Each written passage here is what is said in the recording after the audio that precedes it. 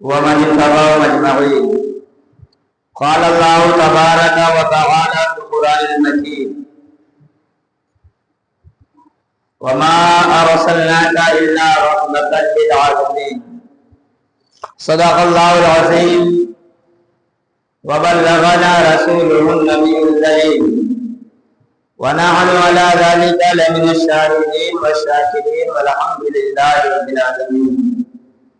آئیے ہم اور آپ عقیدت و احترام کے ساتھ سارے عالم کے مالک و مختار حبیب پروردگار ارواحنا فدا جناب محمد رسول اللہ صلی اللہ تعالی علیہ وسلم کی بارگاہ اقدس پناہ میں جھوم کر عقیدت کے ساتھ درود پاک پڑھیں. اللہم صلی علی سیدنا مولانا محمد مبارک وسلم صلاۃ و سلام علیک یا رسول اللہ. جب کہا جائے بلند آواز سے تو پھر بلندی آواز سے پڑھنا چاہیے. پڑھیے ایک مرتبہ اور بلند آواز سے. اللہم صلی علی سیدنا مولانا محمد مبارک وسلم صلاۃ و سلام علیک یا رسول اللہ صلی اللہ علیہ وسلم.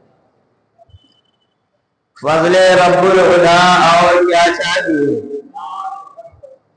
فضل رب العلا اور کیا چاہیے؟ مل گئے مصطفیٰ اور کیا چاہیے؟ فضل رب العلا اور کیا چاہیے؟ مل گئے مصطفیٰ اور کیا چاہیے؟ جن کے ہاتھوں میں دامن مصطفیٰ جن کے ہاتھوں میں ہے، دامن مصطفیٰ جن کے ہاتھوں میں ہے، ان کو روزے جزا اور کیا چاہیے؟ ان کو روزے جزا. اس کی تھوڑی تشریح میں اعلیٰ حضرت امام اہل سنت کی زبان میں کروں. اعلیٰ حضرت امام اہل سنت کہتے ہیں کیا یہ جو قبضہ شفاعت ہے تمہاری واہ واہ، قرض لیتی ہے گناہ پرہیزگاری واہ. یعنی میرے آقا صلی اللہ علیہ وسلم جب اللہ کی بارگاہ میں سر سجدے میں رکھیں گے اور اللہ رب العزت ارشاد فرمائے گا محبوب سر سجدے سے اٹھائیے، شفاعت کریں، آپ کی شفاعت قبول کی جائے گی.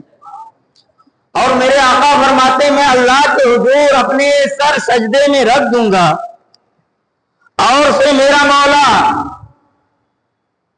ارشاد فرمائے گا ارضیت یا محمد، اے میرے محبوب کیا تو راضی ہو گیا؟ اے محبوب، اے میرے محبوب کیا تو راضی ہو گیا؟ میرے آقا فرماتے ہیں میں اس وقت تک کے راضی نہیں ہوں گا جب تک کہ میرا مولا میرے ایک ایک امتی کو جہنم سے نکال کر کے جنت میں نہ داخل فرما دے. اے میرے پیارے محترم اس کا لطف تو لیں. میرے آقا فرماتے ہیں میں سر سجدے میں رکھوں گا، میرا مولا فرمائے گا محبوب سر تو سجدے سے اٹھائیے، سر تو سجدے سے اٹھائیے. میرے آقا فرماتے ہیں میں سر سجدے سے نہیں اٹھاؤں گا، اللہ کی بارگاہ میں التجا کروں گا، تمنا کروں گا. اللہ فرمائے گا محبوب سر سجدے سے اٹھائیے، آپ کی شفاعت قبول کی جائے گی. اللہ کے حبیب صلی اللہ علیہ وسلم فرماتے ہیں میں سر سجدے میں رکھا ہوں گا، سر سجدے سے نہیں اٹھاؤں گا یہاں تک کہ میرا مولا فرمائے گا اے میرے محبوب اب جو تیرے امتی تیرے ماننے والے جہنم میں چلے گئے ہیں میرے محبوب ان کے ہاتھوں کو پکڑ کے جنت میں داخل فرما. سبحان اللہ. دامن مصطفیٰ جن کے ہاتھوں میں ہے ان کو روزے جزا، ان کو روزے جزا اور کیا چاہیے؟ ان کو روزے جزا اور کیا چاہیے؟ میرے پیارے محترم آقا کریم صلی اللہ علیہ وسلم کو اللہ تعالیٰ نے اتنا پاور عطا فرمایا کہ اللہ کے حبیب صلی اللہ علیہ وسلم میرے آقا صلی اللہ علیہ وسلم کے دامن رحمت میں آپ کے نوری چادر میں جو لوگ ہوں گے جو آپ کے ماننے والے امتی آپ کے غلام ہوں گے मेरे आका के दामने रहमत में जो छुपे हुए होंगे, फरिश्तों को भी वो नहीं मिलेंगे, फरिश्तों को भी वो नहीं मिलेंगे। ऐ मेरे प्यारे मोहतरम, तो जो मेरे आका के गुलाम, जो मेरे आका के शेदाई, जो मेरे आका का कलमा पढ़ने वाले, मेरे आका के नाम पर सब कुछ कुर्बान करने वाले हैं, उनका मामला क्या होगा? अगरचे वो गुनहगार होंगे, अगरचे वो सियाहकार होंगे, अगरचे वो बदकार होंगे, आला हज़रत फरमाते हैं फिर भी उनकी शान ये होगी कि क्या इज़्ज़ो कब्ज़ा शफाअत है तुम्हारी, वाह वाह कर्ज लेती है गुनाह परहेज़गारी, वाह वाह। यानी नेक लोग, परहेजगार लोग गुनहगारों के पास जाएंगे और कहेंगे ऐ लोगों, मेरी नेकियां तुम ले लो, अपने गुनाह मुझे दे दो, इसलिए कि हुजूर जो अल्लाह की बारगाह से शफाअत फरमा करके हमें जो जन्नत में लेकर जाएंगे उसका मजा ही निराला होगा। ऐ मेरे प्यारे मोहतरम, दामने मुस्तफा जिनके हाथों में है उनको रोज़े जज़ा और क्या चाहिए? नेमतें दोनों आलम की देकर हमें, नेमतें दोनों आलम की देकर हमें पूछते हैं बता और क्या चाहिए, पूछते हैं बता और क्या चाहिए, पूछते हैं बता और क्या चाहिए। मेरे आका सल्लल्लाहु अलैहि वसल्लम के सहाबी मेरे आका के बारगाह में वजू कराया करते थे, मेरे आका के लिए वजू का पानी देते, तहज्जुद के वक्त मेरे आका उठते, मेरे आका को पानी देते, मेरे आका सल्लल्लाहु अलैहि वसल्लम वजू फरमा के अल्लाह के ताला की बारगाह में इबादत करते। एक रात मेरे आका उठे और फिर उन्होंने मेरे आका करीम सल्लल्लाहु अलैहि वसल्लम की बारगाह में वजू के लिए पानी पेश किया। मेरे आका की दरियाए रहमत जोश पे आए, मेरे आका का करम जोश पे आया। मेरे आका ने इरशाद फरमाया सर या रबिया, या रबिया जो मांगना चाहते हो मांग लो। अल्लाह अल्लाह मालिके कायनात मेरे आका ने फरमाया ऐ मेरे गुलाम रबिया जो चाहते हो मांग लो, जो चाहते हो मांग लो। अर्ज करते आका मुझे जन्नत चाहिए, लेकिन जन्नत में वो जगह चाहिए कि आप आका बन के रहे, मैं गुलाम और खादिम बन के आके साथ रहूं।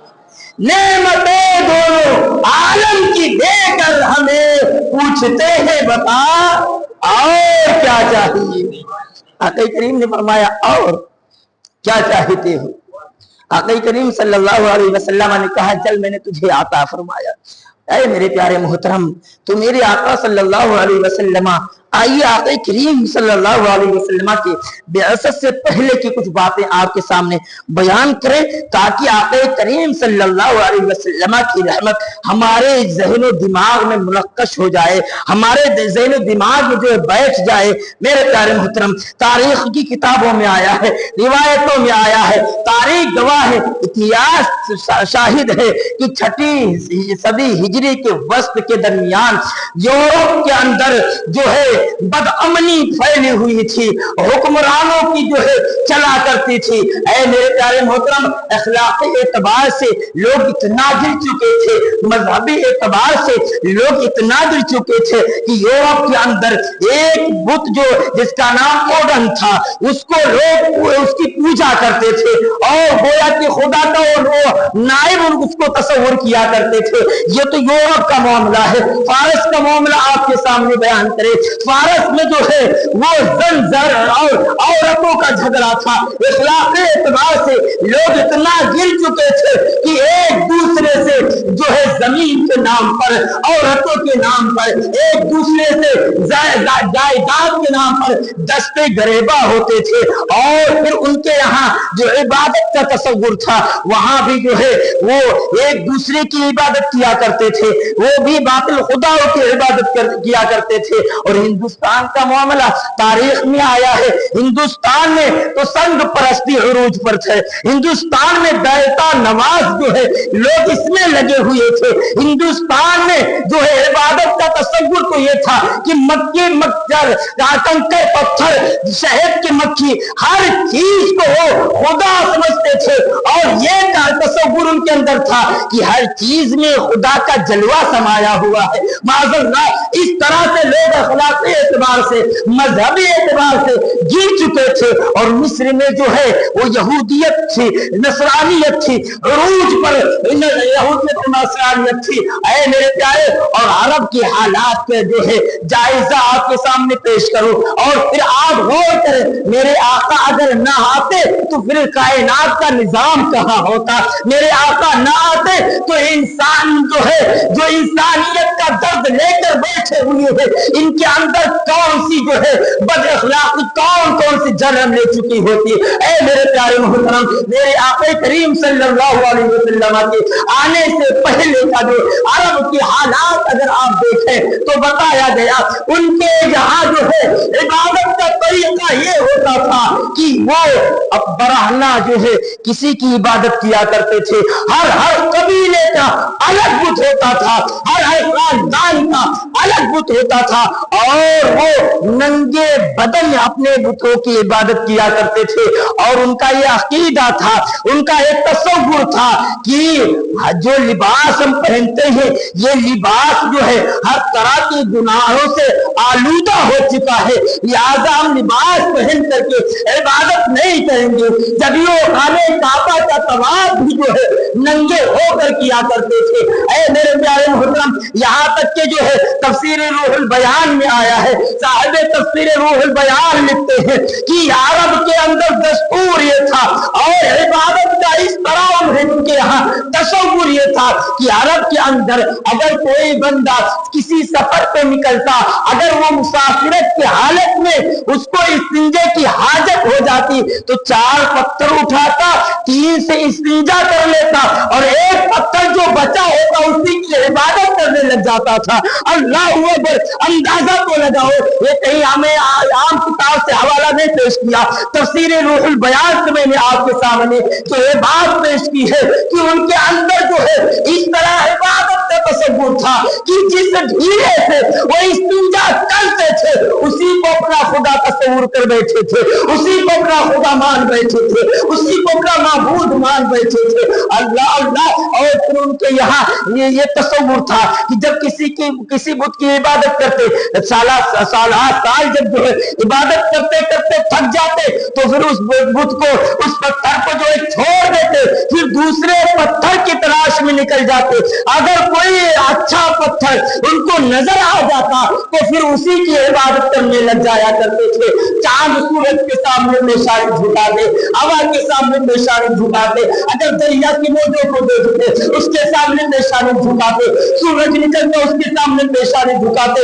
ہر طرف جو ہے عبادت کا تصور اس طرح سے ان کے اندر تھا کہ ہر کسی کے سامنے وہ عبادت کے لیے اپنا سر جھکا دیتے تھے. اور اخلاقی اعتبار سے اتنے گرے ہوئے تھے کہ نشے میں اتنے دھت ہوتے کہ کھانے کے ساتھ شراب پیا کرتے تھے, کھانے کے ساتھ شراب پیتے, بچوں کے ساتھ ہر کوئی شراب میں مست ہوتا. اور زنا کی بات میں آپ کو بتاؤں, عرب کی بات بتا رہا ہوں, ایام جاہلیت کی بات بتا رہا ہوں. زنا کو وہ بدنامی اور کوئی بری بات نہیں تصور کرتے تھے. زنا پر ان کو ندامت و شرمندگی نہیں ہوا کرتی تھی, بلکہ جب وہ زنا کر لیتے اور پھر اپنے مجلس میں جب آتے تو زنا پر فخر کیا کرتے تھے معاذ اللہ, اور اپنی جو ہے بہادری گویا کسان لوگوں کے سامنے پیش کیا کرتے تھے.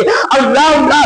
اس طرح سے لوگ گر چکے تھے, سگی ماؤں کے ساتھ نکاح کرتے تھے, عورتوں کو بیچا جاتا تھا, عورتوں کو زندہ جلا دیا جایا کرتا تھا.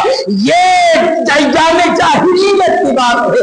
اور بچیاں پیدا ہو جاتی تو بچیوں کو جو ہے اپنی بدنامی کا باعث سمجھا جاتا, ان کو یا تو زندہ دفن کر دیا جاتا یا کوئی بڑی وجہ سے اگر رکھا جاتا تو بھی ان کو اپنے لیے ذلت و رسوائی کا سبب سمجھا جاتا تھا. یہ ایام جاہلیت کی بات تھی. اللہ اللہ. ہر طرف شور مچا تھا, جنگ و جدال, قتل و غارت, ہر طرف عروج پر تھا، لوگوں کے اندر ایک دوسرے کی الفیت نہیں تھی، لوگ جب ایک دوسرے سے لڑائی کرنے لگ جاتے. آج ہی میں نے پڑھا ایک کتاب میں کہ جب عرب کے اندر اگر کوئی اونٹ کسی کے کھیت میں چلا جاتا اور معمولی چڑیے کے انڈے کو بھی اگر وہ نقصان پہنچا دیتا تو پھر اسی چڑیے کے انڈے کے اوپر جو لڑائی ہوتی تو کبھی 30 سال تک کی لڑائی چلتی، کبھی 40 سال تک کی لڑائی چلتی.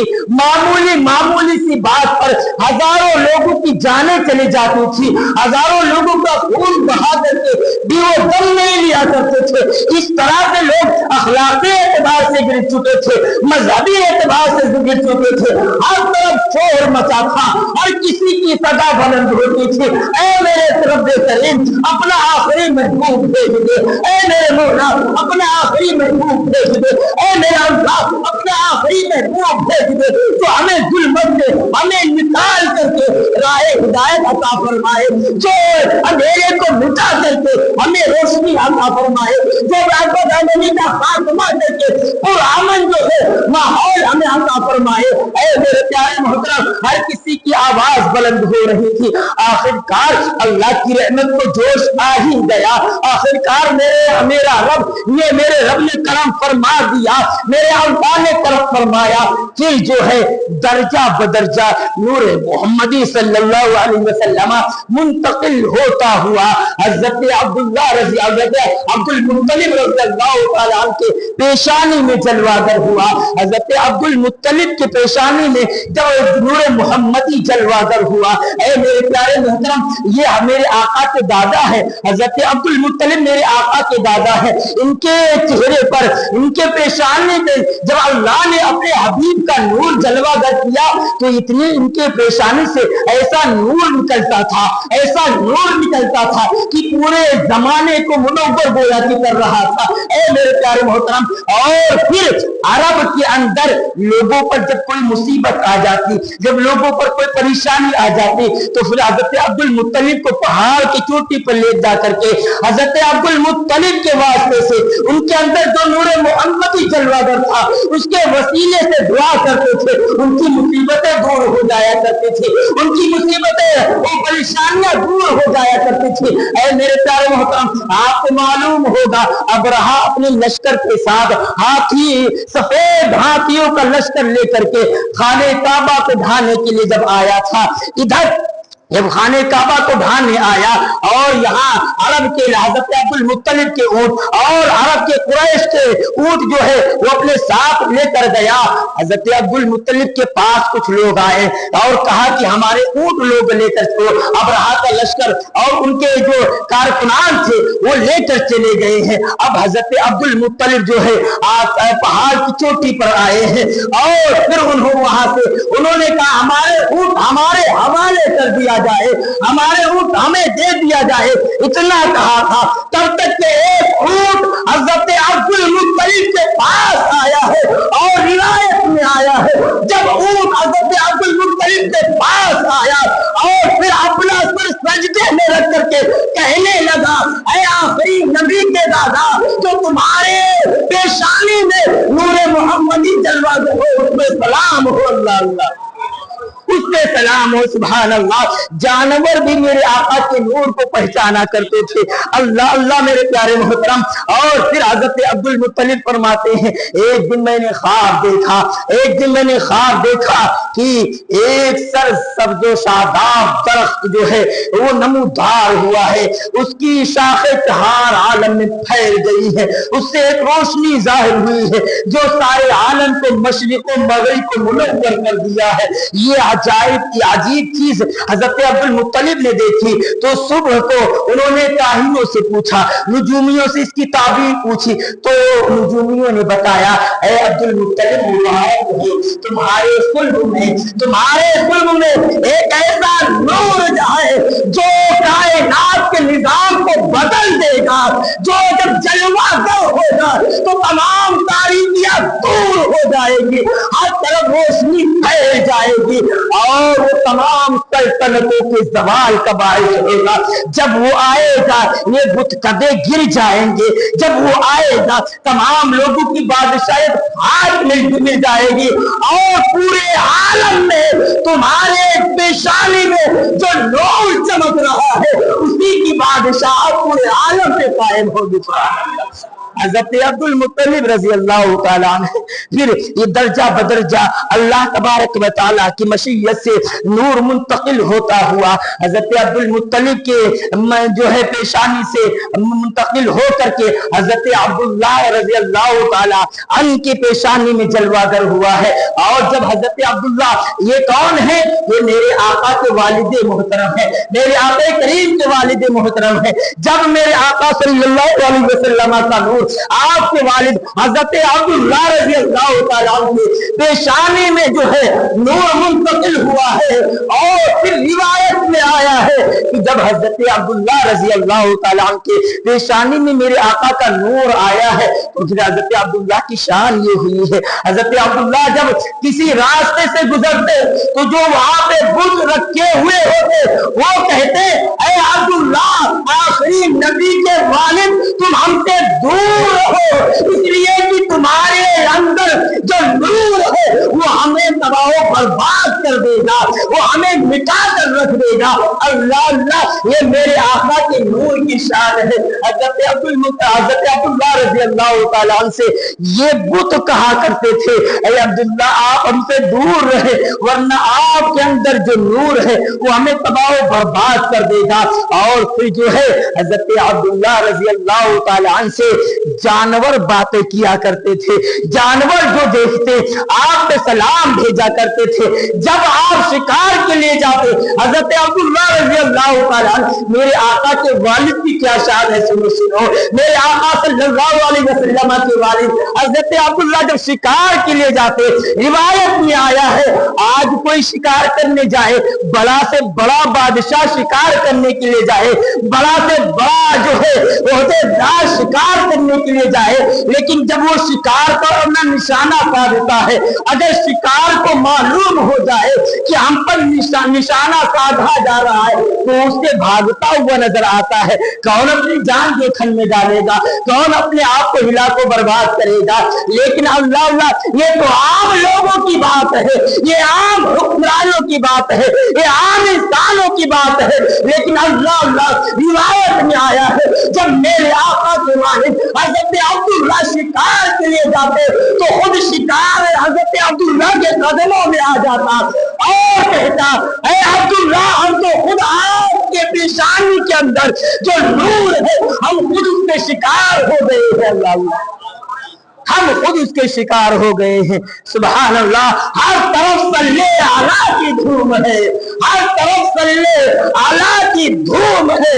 وجد نے سارا زمانہ آ گیا, وجد نے سارا زمانہ آ گیا. حضرت عبداللہ رضی اللہ تعالیٰ عنہ جب شکار کرنے کے لیے جاتے خود شکار آپ کے قدموں میں آ جاتا. اللہ اللہ اتنے خوبصورت تھے, اتنے خوبصورت تھے کہ عرب کی حسینہ, عرب کی جو حسین عورتیں, عرب کی خوبصورت خوبصورت عورتیں جو ہے حضرت عبداللہ کے لیے راستے میں کھڑی رہتی. حضرت عبداللہ رضی اللہ تعالیٰ عنہ کے لیے راستے میں کھڑی رہتی لیکن اللہ نے ان کی حفاظت فرمائی, اللہ نے ان کی حفاظت فرمائی. اور پھر جو ہے ایک مرتبہ شکار کے لیے گئے تھے, جب شکار کے لیے جنگل میں گئے تو یہودیوں کو پتا چل گیا کہ نشانی کے طور پر ان کو پتا چل گیا کہ یہ حضرت عبداللہ آخری پیغمبر آخری نبی کے والد ہیں. ان کو جب پتا چلا تو آپ کی جانی دشمن ہو گئے, آپ کے جانی دشمن ہوئے.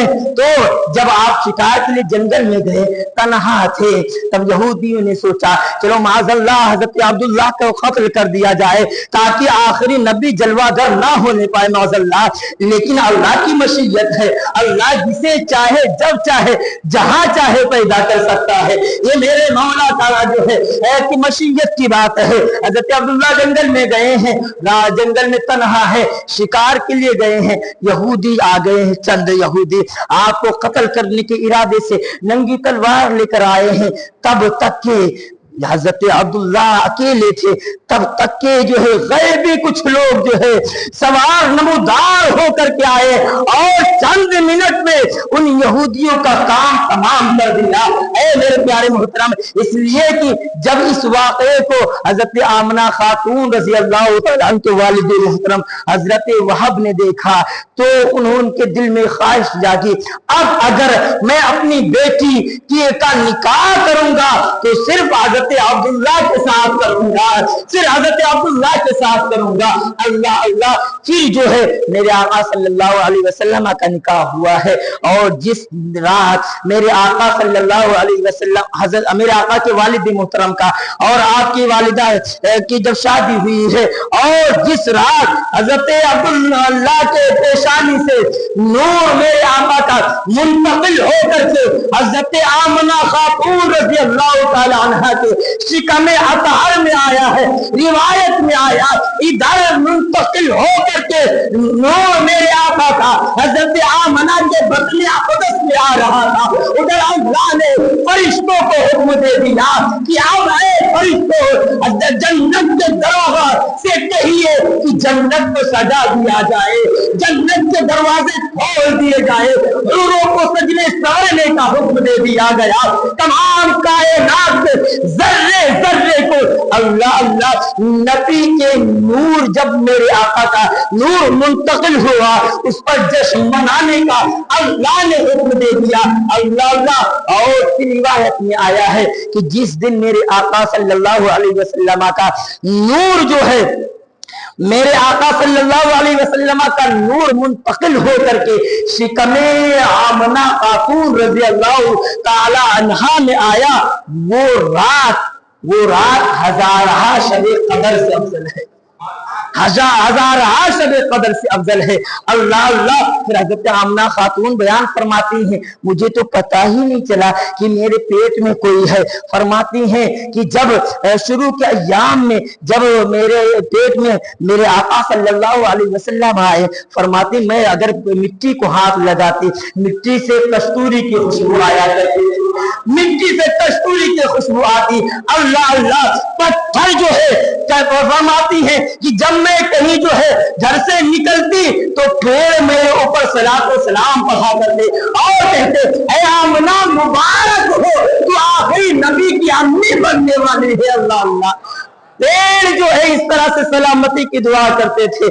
اللہ اللہ، اور ایک روایت میں یہاں تک کیا آیا ہے کہ جب لوگوں نے جو شکایت کی حضرت عبد المطلب سے کہ آپ کی جو ہے بہو جو ہے وہ بیوہ ہو گئی، اس لیے کہ میرے آقا صلی اللہ علیہ وسلم کا جو ہے اپنے والدہ کے شکم اطہر میں تھے، اور بیان کیا گیا 2 مہینے کی یا 3 مہینے کے تھے کہ حضرت عبداللہ کا انتقال ہو گیا تھا، میرے آقا کے والد کا وصال ہو گیا، اور وصال جب ہوا تو حضرت آمنہ خاتون رضی اللہ تعالیٰ عنہ گویا کی بیوہ ہو گئی، اور بیوہ جب ہوئی تو لوگوں نے شکایت کی حضرت عبد المطلب سے کہ آپ کی بہو بیوہ ہے، اس کے باوجود جو خوشبو طرح طرح کی لگاتی، ایسی خوشبو لگاتی ہے کہ ہمارے عرب میں ان سے اچھی خوشبو کوئی لگاتا ہی نہیں۔ ان کی شکایت کی حضرت عبد المطلب سے، حضرت عبد المطلب آئے ہیں حضرت آمنہ خاتون رضی اللہ تعالی عنہا کے پاس، اور پھر کہا ہے اے میرے بیٹی تو خوشبو لگاتی ہے، اس طرح سے باتیں لوگ کرتے ہیں، جبکہ میرے بیٹے کا انتقال ہو گیا ہے۔ تو حضرت آمنہ خاتون نے فرمایا اے حضرت عبد المطلب، اے میرے سسر، بات یہ ہے کہ میں خوشبو نہیں لگاتی ہوں، بلکہ بات یہ ہے جب سے تمہارے بیٹے عبداللہ کا نور میرے شکم اطہر میں آیا ہے، میں جس چیز کو اٹھاتی ہوں آگ لگا دیتی ہوں وہ خوشبودار ہو جایا کرتی ہے، وہ خوشبودار ہو جایا کرتی ہے۔ اللہ اللہ، یہ میرے آقا صلی اللہ علیہ وسلم کے نور کی جلوہ گری ہے۔ حضرت آمنہ خاتون فرماتی ہیں میں نے جو عورتیں محسوس کرتی ہیں ایام حمل میں جو پریشانیاں محسوس کرتی ہیں، فرماتی ہیں مجھ پر یہ معاملات ہوئے ہی نہیں، مجھ پر یہ معاملات ہوئے ہی نہیں۔ اللہ اللہ۔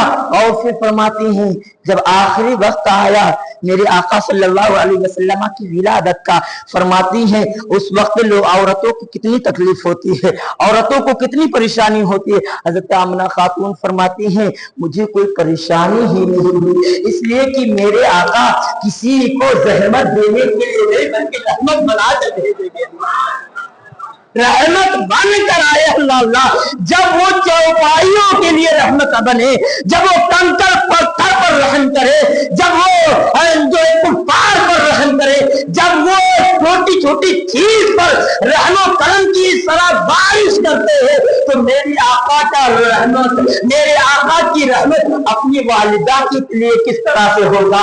اللہ اللہ، میرے آقا صلی اللہ علیہ وسلم کی والدہ فرماتی ہیں جب میرا وقت آیا تو میں نے دیکھا کہ میرا گھر بھر چکا ہے، چاروں طرف سے بھر چکا ہے، نہ جانے کون کون سے اللہ کی مخلوق آئی میرے آقا کے چوکھٹ پہ۔ اللہ اللہ، فرماتے ہیں اسی میں میں نے دیکھا عبد مناف کی بڑی بڑی دراز قد والی عورتوں کو میں نے دیکھا۔ فرماتے مجھے تھوڑا سا ڈر محسوس ہوا، میں ڈرنے لگی تو ایک نے آگے بڑھ کر کہا اے آمنہ مبارک ہو، گھبراؤ نہیں، میں آدم کی بیوی حوا ہوں، اللہ کے حکم سے تمہاری خدمت کے لیے آئی ہوں۔ اللہ اللہ، جس کی خدمت کے لیے حضرت آدم کی بیوی حضرت حوا ہے، اس آمنہ خاتون کی شان کا عالم کیا ہوگا۔ اللہ اللہ، فرماتی ہیں میرے آقا کی والدہ کہ جب وہ وقت آیا مجھے ڈر محسوس ہوا کہ ایک عورت ان میں سے آگے بڑھے، انہوں نے کہا اے آمنہ گھبراؤ نہیں، میں حضرت آدم کی بیوی حوا آئی ہوں، اللہ کے حکم سے تمہارے خدمت کے لیے آئی ہوں۔ اور پھر دوسری نے بڑھ کر کے کہا اے آمنہ مبارک ہو، گھبراؤ نہیں، میں بنت عمران حضرت عیسیٰ کی ماں جو ہے آئی ہوں تمہاری خدمت کے لیے۔ تیسرے نے آگے بڑھ کر کہا کہ میں آمنہ گھبراؤ نہیں، تمہیں مبارک ہو، میں ابراہیم علیہ السلام کی بیوی حضرت ہاجرہ اللہ کے حکم سے تمہاری خدمت کے لیے آئی ہوں۔ اللہ اللہ، چوتھی نے آگے بڑھ کر کہا اور کہا اے آمنہ مبارک ہو، گھبراؤ نہیں، اللہ نے ہمیں بھیجا ہے تمہاری خدمت کے لیے، میں حضرت آسیہ تمہاری خدمت کے لیے آئی ہوں۔ اللہ اللہ، اب اندازہ لگائے میرے آقا صلی اللہ علیہ وسلم کی جب جلوہ گری ہو رہی تھی، بیان کیا حضرت عثمان بن ابی العاص فرماتے ہیں کہ میری والدہ میرے آقا صلی اللہ علیہ وسلم کی ولادت کے وقت حضرت آمنہ خاتون کے قریب تھی، انہی کے پاس تھی۔ فرماتے ہیں کہ میرے آقا، میرے والدہ نے فرمایا جب میرے آقا دنیا میں آ رہے تھے تو آسمان سے ستارے اتنے قریب آ گئے تھے۔ فرماتی ہے حضرت عثمان بن ابی العاص کی والدہ کہ یہ آسمان سے ستارے اتنے قریب آ گئے تھے، ایسا لگتا تھا کہیں میرے سر پر ہی نہ گر جائے۔ اللہ اللہ، اندازہ تو لگاؤ، ہر طرف صلی اللہ کی دھوم ہے، وجد میں سارا زمانہ آ گیا، وجد میں سارا زمانہ آ گیا۔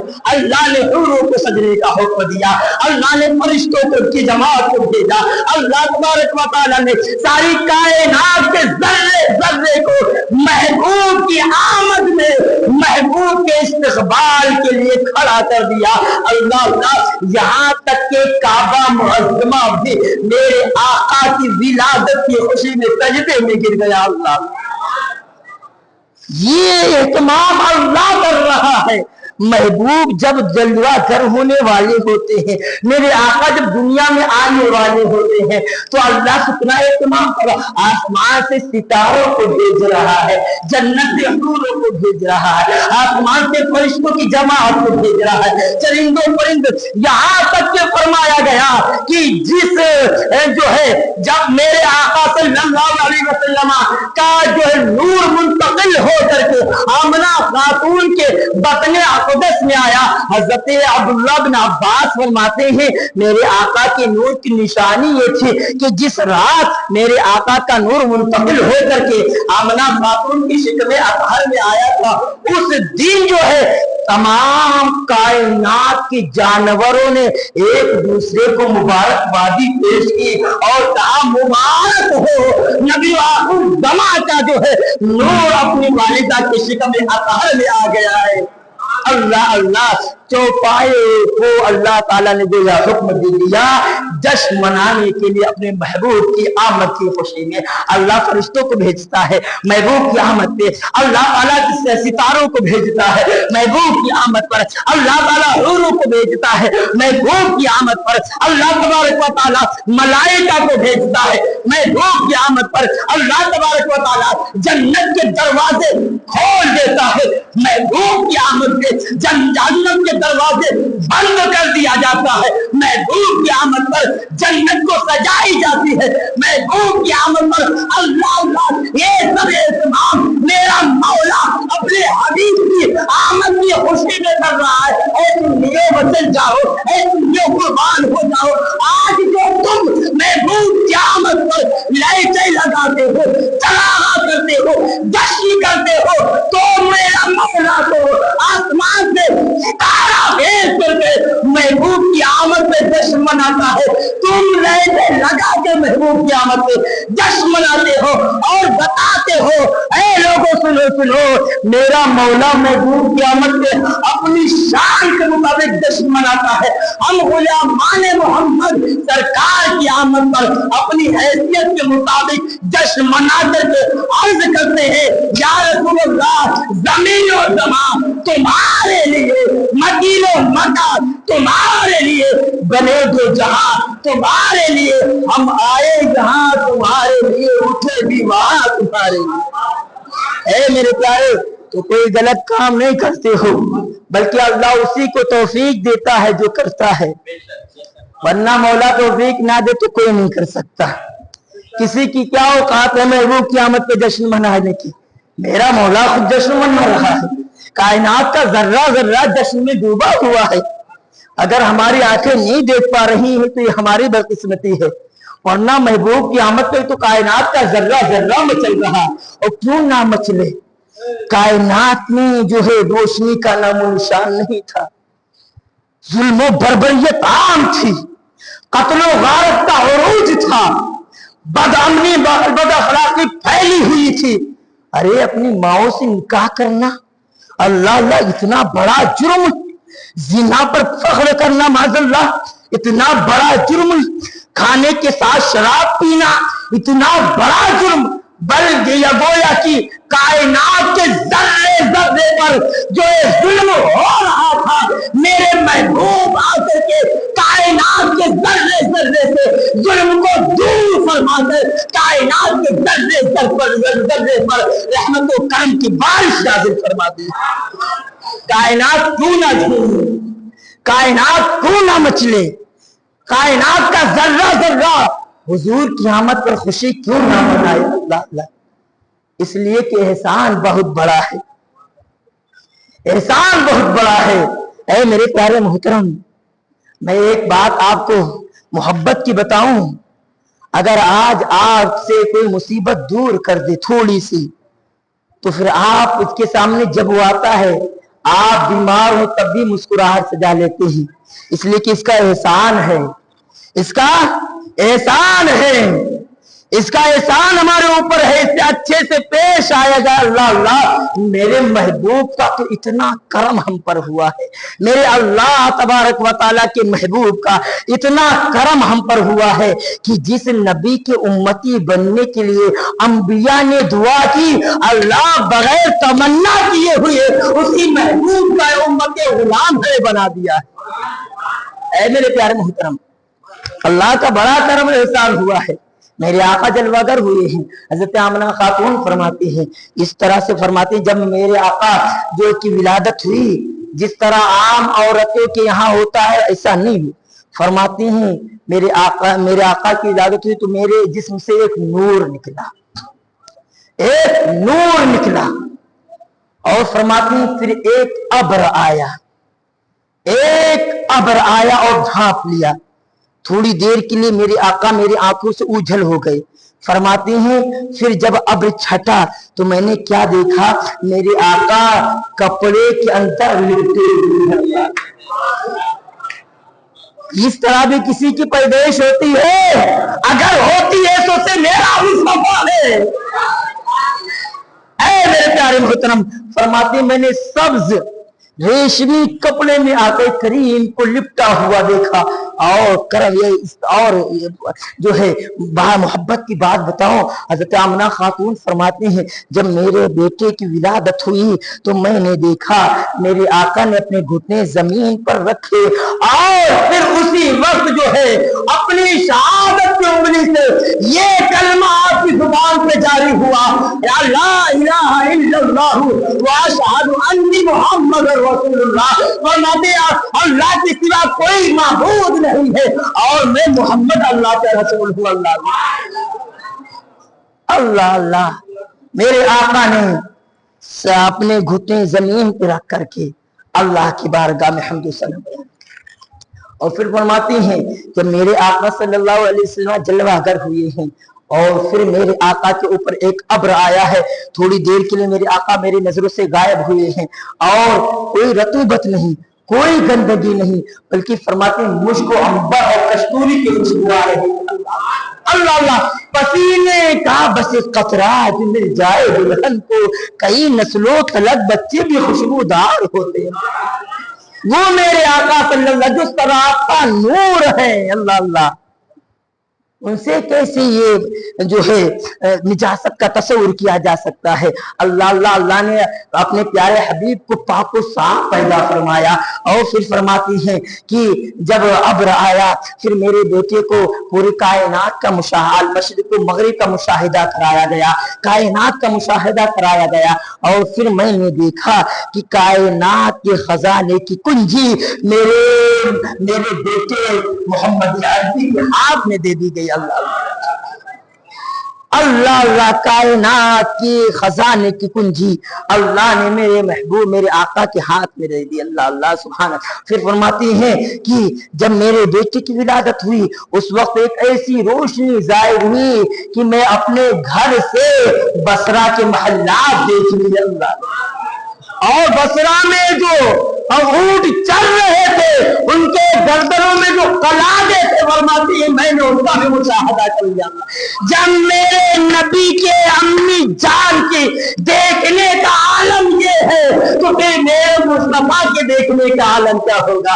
دور نزدیک کے سننے والے تانے نالے کرامت میرا کو سلام، جس طرف اٹھ گئی دم میں دم آ گیا اس نگاہ عنایت میں لاکھوں سلام، اس نگاہ عنایت میں لاکھوں سلام۔ اللہ اللہ، اور پھر اس روایت کو میرے آقا خود بیان فرماتے ہیں کہ جب میں پیدا ہوا اس وقت ایک ایسی روشنی ظاہر ہوئی جس روشنی میں میری ماں نے بصرہ کے محلات کو دیکھ لی۔ اللہ اللہ، یہ میرے آقا کی آمد پہ اللہ اتنا بڑا جشن منا رہا ہے۔ آج تاریخ گواہ ہے، ہم سنی مسلمان، ہمارے یہاں بیٹا پیدا ہو اس کی ولادت پر جشن منائے یا نہ منائے، باپ کی پیدائش کا دن آئے اس کی پیدائش کے دن پر ہم جشن منائے یا نہ منائے، اپنے رشتہ دار کوئی بھی ہو اس کی ولادت کے دن ہم خوشی منائے یا نہ منائے، لیکن جیسے ہی 12 ربیع الاول کا چاند نظر آتا ہے، جیسے ہی ماہ نور کا چاند افق پر نظر آتا ہے، ہر سنی مچل جاتا ہے، ہر سنی دیوانہ ہو جاتا ہے، ہر سنی پکار کر جھومنے لگتا ہے، اس لیے کہ سنی مسلمان اپنے باپ سے زیادہ، اپنے بیٹے سے زیادہ، کائنات سے ذرے سے زیادہ مصطفیٰ سے پیار کرتا ہے، مصطفیٰ سے محبت کرتا ہے، مصطفیٰ کے عقیدت کا دھپ کرتا ہے۔ جب تاج الشریعہ نے ہمیں عقیدہ دیا، بتایا کہ زندگی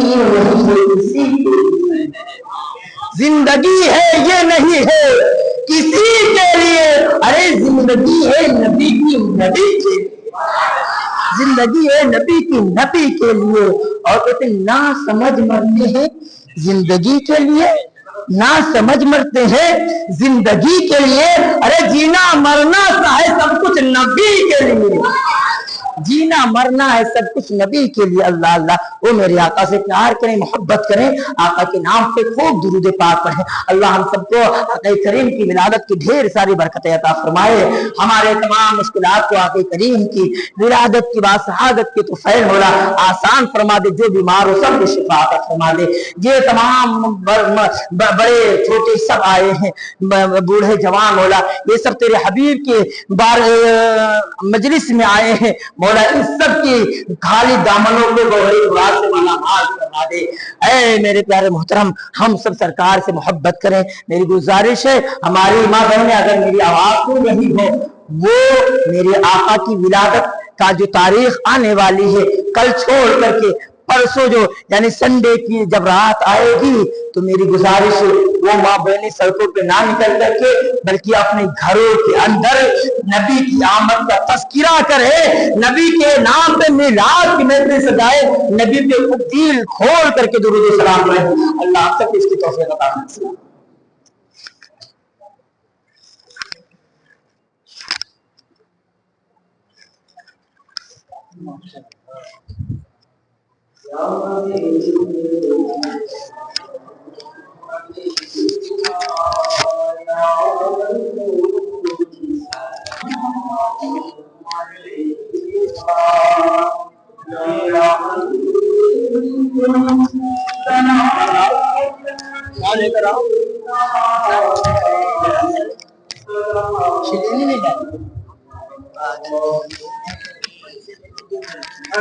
या रसूल अल्लाह